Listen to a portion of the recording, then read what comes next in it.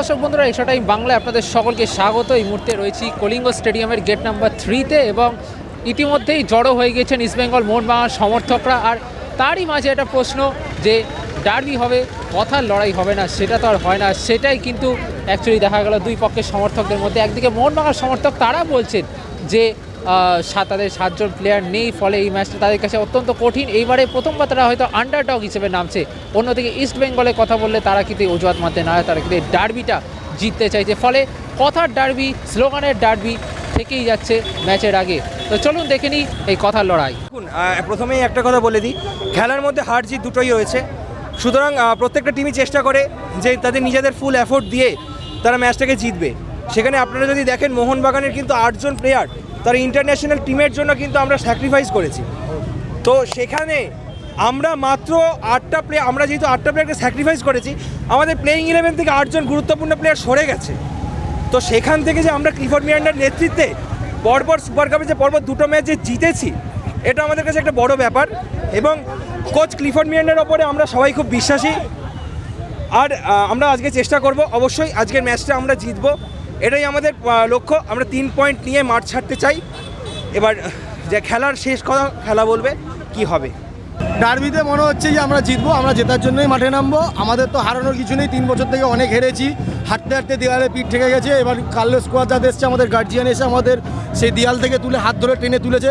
যেমন বলে না, নর্দমায় পড়ে গেলে পাক নর্দমা থেকে একজন এসে টেনে তুলে, আমরাও সেই পাক নর্দমায় পড়ে গেছিলাম, টেনে কার্লোস কোয়াদ্রাদো তুলেছে।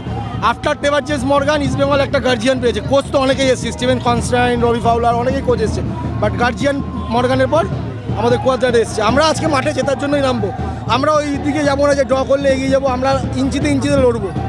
কিন্তু পার্শ্ববর্তী ক্লাব অনেক কিছুই বলছে যে 7টা প্লেয়ার ন্যাশনাল বলে, কিছু কিছু চোট। সে দেখতে গেলে ন্যাশনাল বলে আমাদের 2টো প্লেয়ার আছে, 3টে প্লেয়ার চোট। আমাদেরও তো 5টা প্লেয়ার নেই ফার্স্ট টিমে, তা আমরা তো সেই নাকে কান্না কাটছি না। সব থেকে বড় কথা হলো কি, যে খেলায় জিতবো জানে মাঠে আসে। লাস্ট 5 বছর যেটা হয়েছে, যে আমরা জানি জিতবো, এসেছে জিতেছি, কিন্তু আজকে পুরো ভিন্ন একটা স্বাদ।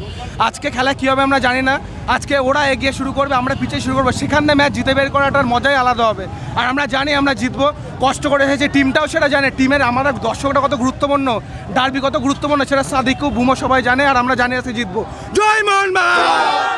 আজকে জিতবো, ওরাও আশা করি ভালো খেলা হবে। কলকাতার ডার্বি, কালিঙ্গানা বুঝতে পারবে যে কলকাতা ডার্বি কাকে বলা হয়। এমনি এমনি তো আর কলকাতা ডার্বিকে এশিয়ার লার্জেস্ট থার্ড ডার্বি বলা হয় না। আজকে বুঝে যাবে উড়িষ্যা যে লার্জেস্ট থার্ড ডার্বি কেন বলা হয়। আর উড়িষ্যার গভর্নমেন্টের কাছে এইটা একটা জিনিস যে একই গেট দিয়েছে 2টো টিমকে। এটা একটা বড় জোক অফ পার্ট হয়ে গেছে যে 2টো টিমকেই একই গেট দিয়েছে, একই প্যাভিলিয়ন দিয়ে ওঠার স্কাই ওয়াক দিয়েছে। কতটা কি হ্যান্ডেল করতে পারবে উড়িষ্যা গভর্নমেন্ট আমি জানি না। আশা করবো যে খুব ভালোভাবেই ম্যাচটা পরিচালনা করবে উড়িষ্যা গভর্নমেন্ট। Extra time.